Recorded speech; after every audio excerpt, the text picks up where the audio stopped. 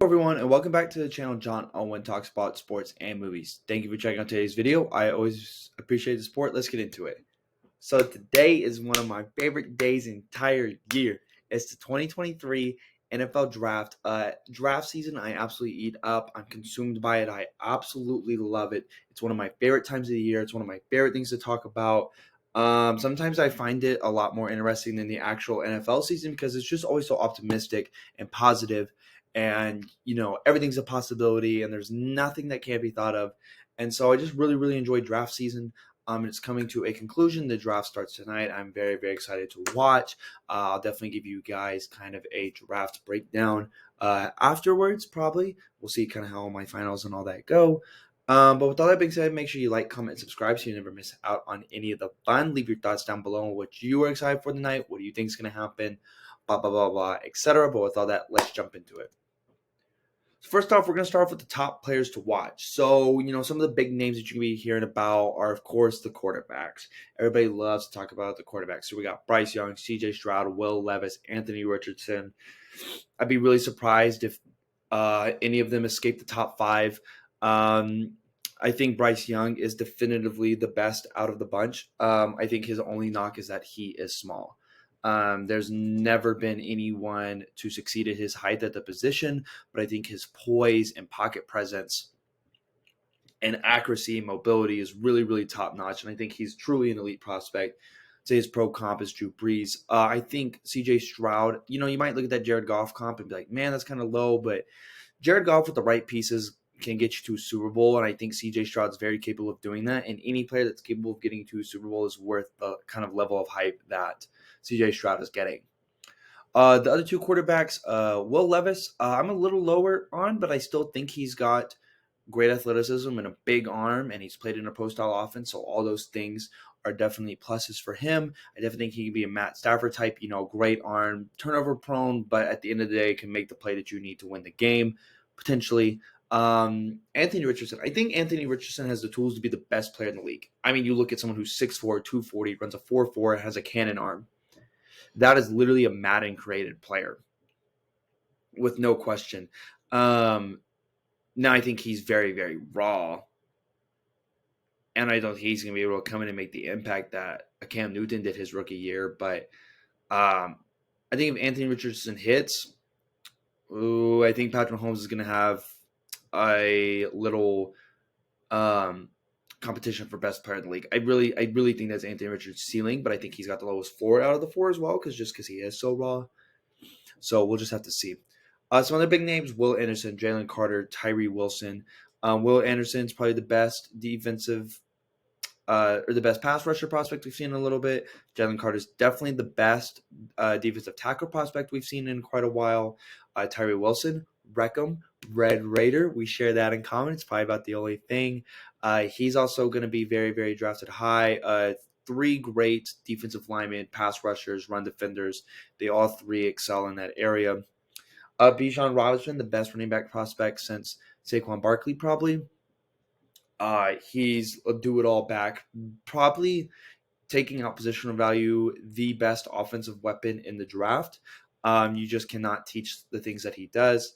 And then a really good tight end group headlined by Michael Mayer and Dalton Kincaid.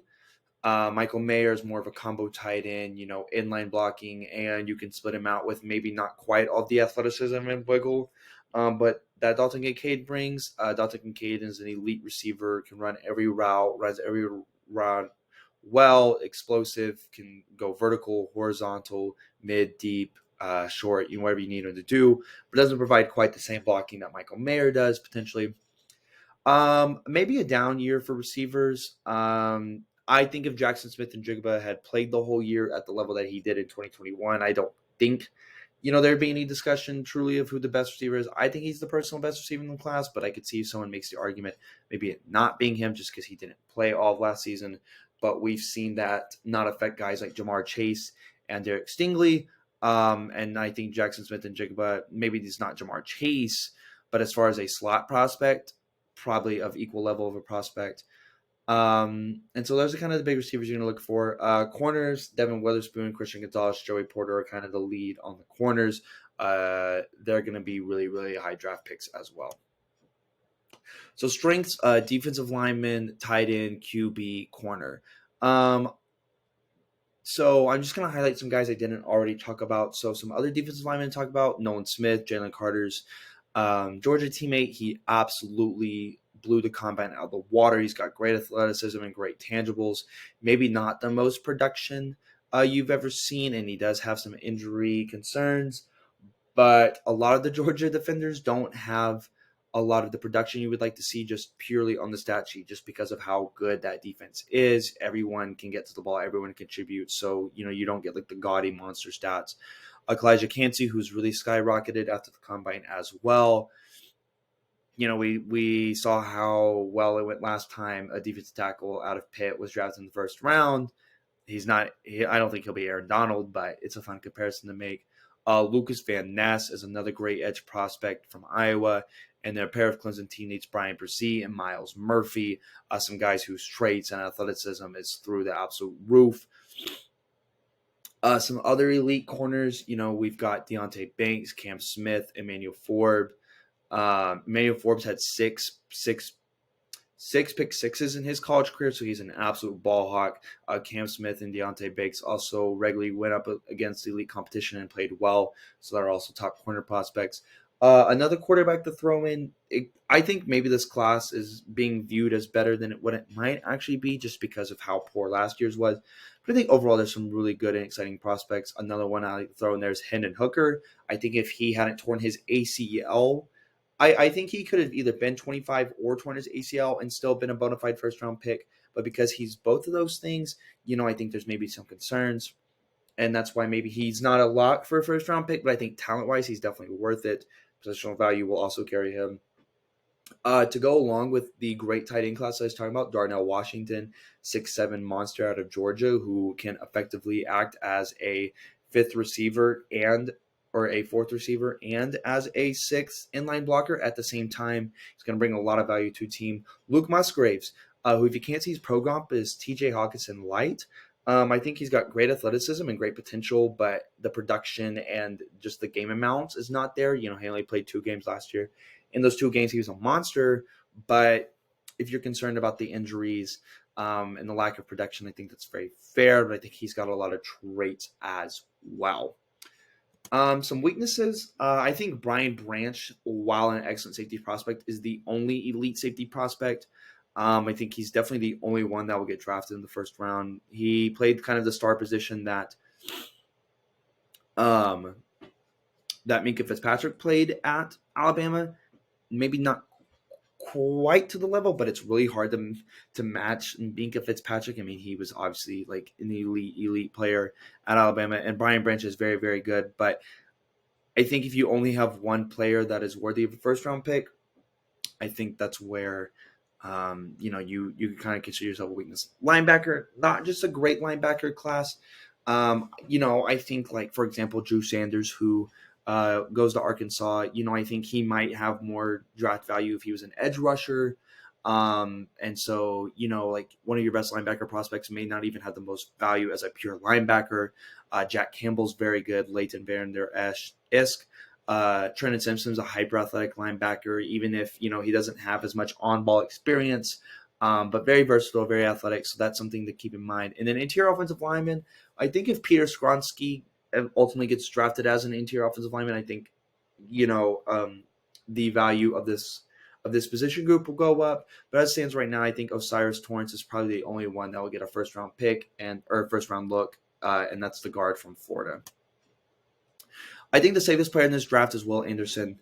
Just an absolute bona fide pass rushing super stud prospect. Along the likes of, a Von Miller type prospect, a Khalil Mack type prospect.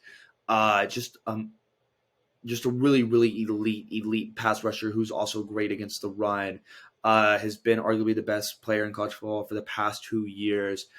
Played against SEC competition, is the leader of the Alabama defense. All these things together make him undoubtedly, kind of the safest player. Exactly what you're gonna get: a great leader and a great player who's gonna be productive for you on day one.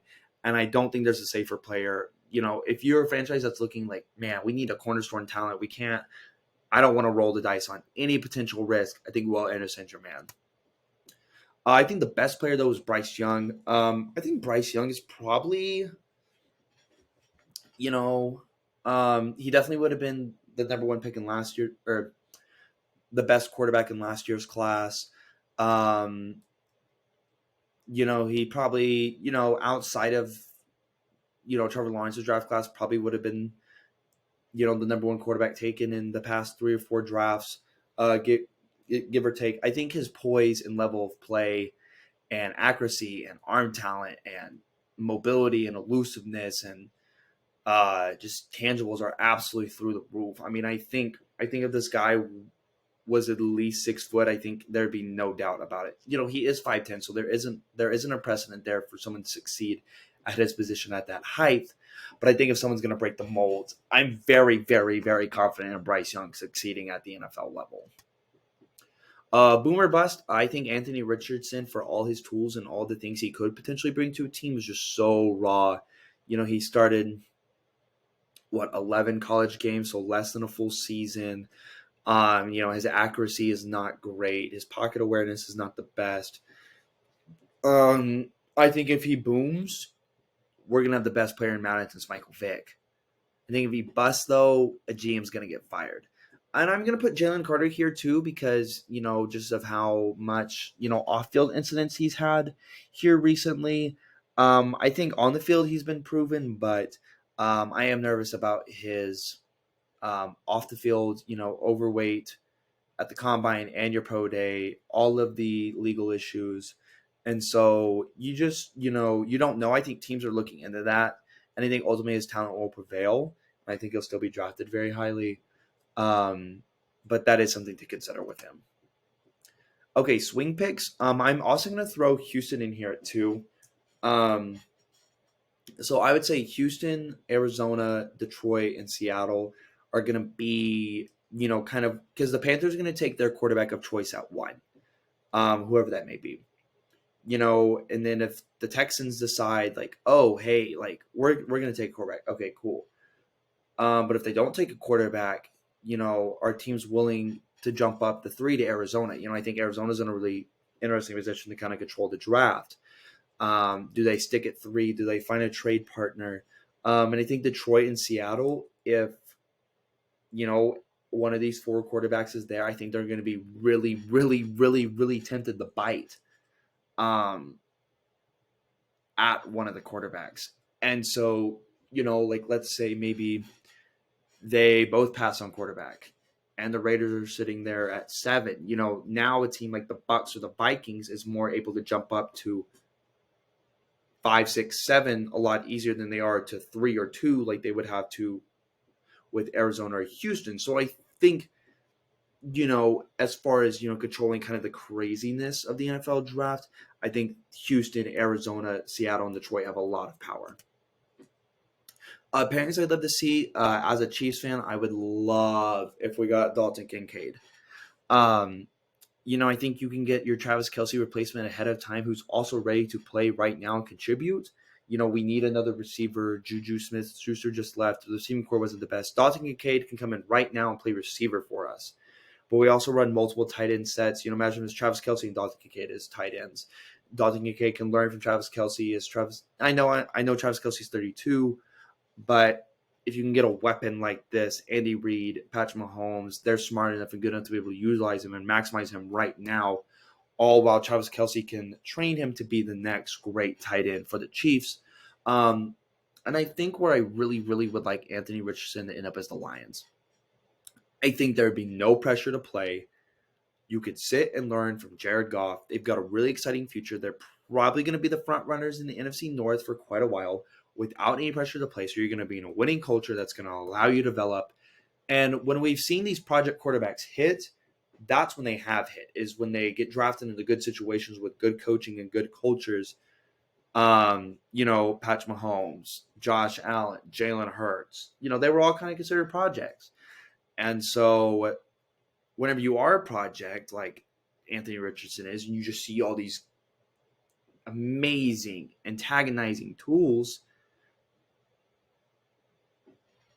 that's great. But if he's forced to play day one, how effective is he going to be? Is that going to ruin his confidence? All these things you have to consider. But if you let him sit like the Chiefs did for a year with Pat, or they slowly ease Josh Allen, or they slowly ease Jalen Hurts in, I think you're going to have a bona fide superstar to run your division for the next 12 years. As I think Anthony Richardson can really, really, truly, truly, truly, truly be fantastic. I really believe in him. And they've got good solid weapons. Amon St. Brown, um, they got DeAndre Swift, et cetera, et cetera, et cetera. And then they can continue to build on that. And so I would love to see Anthony Richardson end up at the Lions just because I want to see this potential be maximized that he had. I would hate to, see this potential be wasted on an organization who's not going to be able to develop him effectively. Sleeper player, I think Drew Sanders. I honestly, you saw the Micah Parsons pro comp earlier. I don't think he's Micah Parsons level as a prospect. That's not what I'm suggesting. But I think, someone who can play, he had 112 tackles and 9.5 sacks at Arkansas last year, or somewhere around those numbers. But I think, honestly, his most value he can bring is as a pass rusher, just as a pure pass rusher. I think if he was coming in as kind of that position-wise, if he's been evaluated that, I think he'd be a lock to go in the first round. But I think he's got a lot of really, really great pass rushing tools with some linebacker versatility as well. And so I think Drew Sanders is going to be a really, really, really, really great player for someone in this league. Favorite player, this is pretty easy. Tyree Wilson. We haven't had a Tech player talked about this high since, Patrick Mahomes. And, even he wasn't like a top 5 lock, a top 7 lock, like they're talking about Tyree Wilson being. He was really fun to watch this year at Tech. He's an absolute monster. He's 6'7". He's got all the tools and frame in the world. And I'm going to probably buy a jersey of where he ends up drafted just because, he is a Tech guy. And I love Texas Tech University. I'll always root for the Tech guys. And so I really, really hope he ends up somewhere where he can shine and be really good and contribute and just bring more pride to Texas Tech than that I already have. So some of my top predictions for the draft. So I really do think that the top 4 quarterbacks are all going to be taken in the top 5 in some capacity. There's been some smoke and screens about the Texans not taking a quarterback at 2. I think they would be unwise to do that. So I think they probably take, whoever the Panthers don't take at 2. And then someone will probably jump up and, go trade for kind of whoever they deem as the third best quarterback, whether that be Will Levis or Anthony Richardson, or, I don't know, if someone takes Anthony Richardson at 2 or, like whatever that may be.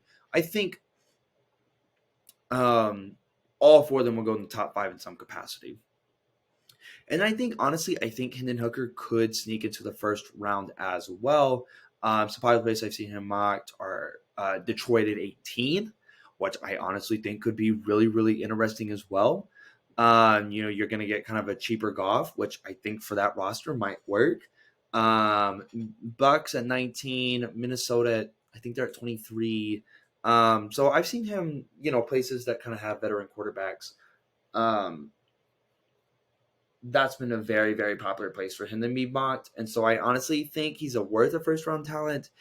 And NFL offenses are constantly evolving. And so I think Hendon Hooker could sneak into the first round. I think 3 tight ends and 2 running backs can be taken in the first round. Now, these are positions where it's not uncommon for no tight ends or no running backs to be taken in the first round. But I think with a down receiver class, I think you're going to have to get more creative with the offensive weapons you're employing. I've had Michael Mayer, Dalton Kincaid, and Darnell Washington and Bijan Robinson consistently mocked in the first round. But I think Jahmyr Gibbs is just so explosive and so versatile and can be a very, very effective pass catcher along with running back. And so, if you're sitting there and you need a receiver and you need a weapon, but your top receiver's gone or, kind of the top 4-ish guys are gone or something like that, if you're the Bills and you're sitting there and you're like, man, like, are we going to try to stop Patrick Mahomes and Joe Burrow, or are we going to try to outscore them? I think with today's rules and stuff, you're just going to have to go outscore them. And I think Jahmyr Gibbs can help a team do that. And so I honestly could see this group of 5 players being taken kind of bucking a precedent of no tight ends or no running backs be taken in the first round. And then lastly, I think at least 5 corners and at least 5 edge players are going to be taken in the first round. I feel very confident and locked in that Will Anderson, Tyree Wilson, Luka Vestnes, Nolan Smith, and Myles Murphy will definitively be first round picks. But I think someone like Will McDonald, I cannot remember the guy from K-State. I think they could easily be a 6 edge player that gets into the first round. If Drew Sanders gets picked in the first round, I would kind of consider him an edge hybrid. And then I think corner as well. I feel very confident. I feel like Devon Witherspoon, Christian Gonzalez, Joey Porter Jr., Deontay Banks are locks. But I mean, honestly, I think it'd be really hard if you're a corner needing team and you're looking at Emmanuel Forbes' ball skills and you're like, man, we could use someone like that who's a takeover or a turnover machine or a takeaway machine. Like you look at Trevon Diggs, who maybe is not like the single best lockdown corner in the league, but he generates a lot of value through his takeaways.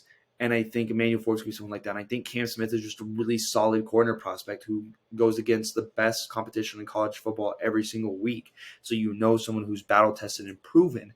I think these are probably the 2 strongest position groups in the class, and I expect the first round to reflect that. So that's all I have for you guys today. Make sure you check out the link content above. Like, comment, subscribe so you don't miss out on any of the fun. I really appreciate you guys tuning into the video. It really means a lot when you do, and I love and appreciate every single one of you.